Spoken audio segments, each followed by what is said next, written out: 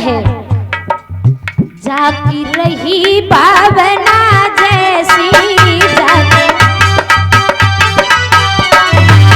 जाकी रही भावना जैसी,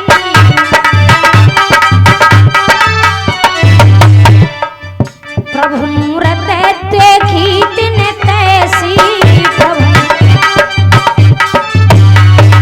कन्हैया आज तुम जीते हमारे सर तो निहारे,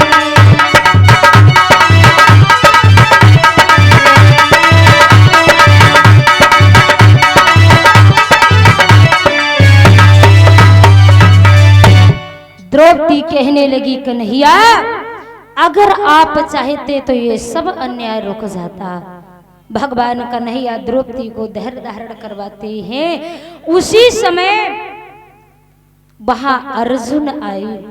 अर्जुन ने द्रौपदी की हालत को देखा और जैसे वो हालत देखी तो आंखें लाल हो गई, ओठ फड़फड़ाने लगे। द्रौपदी से कहा भद्रे आज वचन दो और मैं वादा करता हूं अगर तुम्हारे पुत्रों के हत्यारे को पकड़ करके ना लाया तो मैं वापस आकर के मुंह नहीं दिखाऊंगा।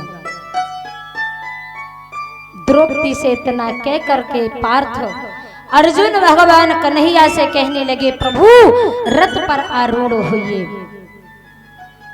भगवान द्वारिकाधीश कन्हैया और अर्जुन उस अश्वत्थामा को खोजने के लिए चल पड़े। आगे आगे अश्वत्थामा जा रहे हैं और पीछे से भगवान कन्हैया और अर्जुन जा रहे हैं। उसने देखा हमारे घोड़े थक रहे हैं और ये हमारा पीछा कर रहे हैं। उसी समय अश्वत्थामा ने ब्रह्मास्त्र को छोड़ दिया। अश्वत्थामा के पास एक ब्रह्मा जी की शक्ति थी। वैसे ही छोड़ी। भगवान समझ गए अगर मैं आगे नहीं आया तो ये ब्रह्मास्त्र अर्जुन का विध्वंस कर देगा। उसी समय भगवान आगे आए और ब्रह्मा जी की जो शक्ति दी हुई थी उसे हाथ जोड़ करके प्रणाम किया। वो शक्ति वही हो गई और इधर अर्जुन ने अश्वत्थामा को पकड़ लिया। अश्वत्थामा को पकड़ करके डाला। कहने लगे ओरे नीच, ले करके द्रौपदी के सामने गए। बोले द्रौपदी आज अपने मन की इच्छा बता दो, मैं इसको क्या करूं।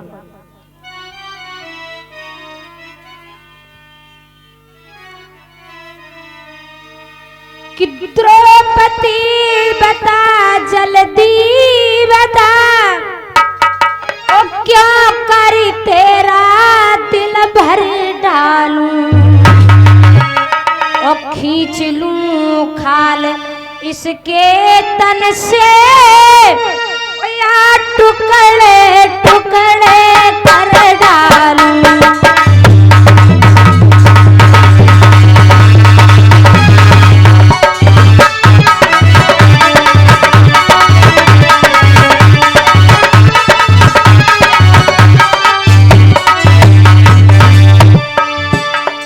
अर्जुन कहने लगे द्रौपदी केवल आज तू अपने मुख से बात निकाल। अगर तू कह दे सो कि खाल खींच दे, मैं इसके तन से खाल खींच करके इसके टुकड़े टुकड़े कर दो। द्रौपदी और बोले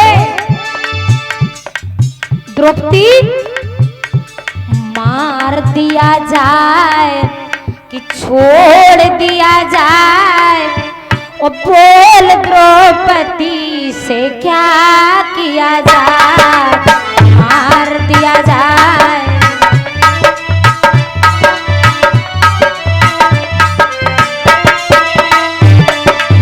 मार दिया जाए, छोड़ दिया जाए, बोल द्रौपदी से क्या किया जाए, मार।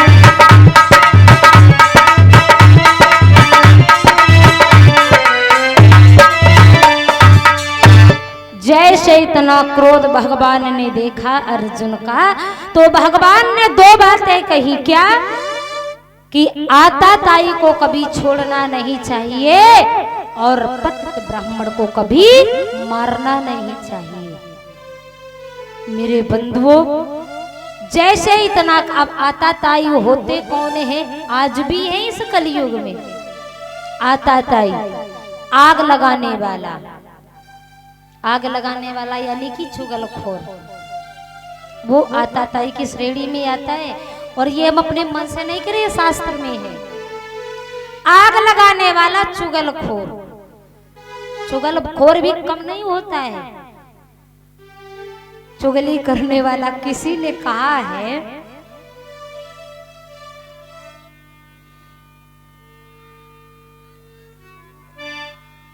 एक हुआ आग लगाने वाला, दूसरा जहर देने वाला, और तीसरा बुरी नीयत वाला, चौथा पर स्त्री को हरण करने वाला, पांचवा किसी का धन हरण करने वाला।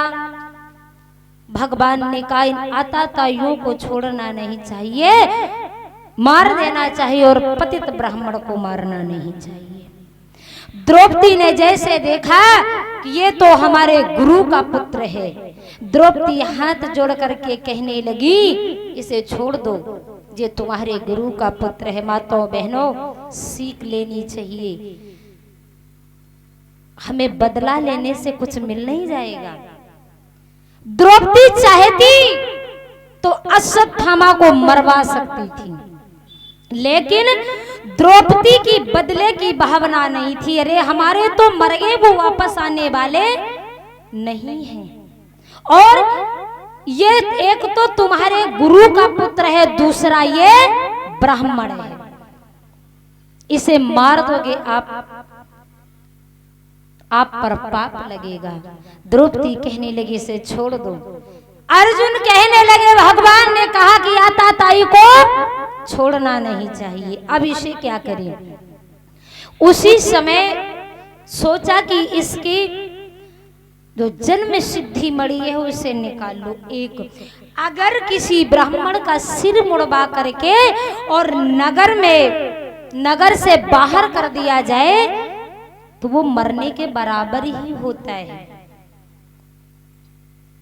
अश्वत्थामा का सिर मुड़वा करके उसके जन्म सिद्ध मणि निकाल करके नगर में घुमा करके उसे छोड़ दिया गया।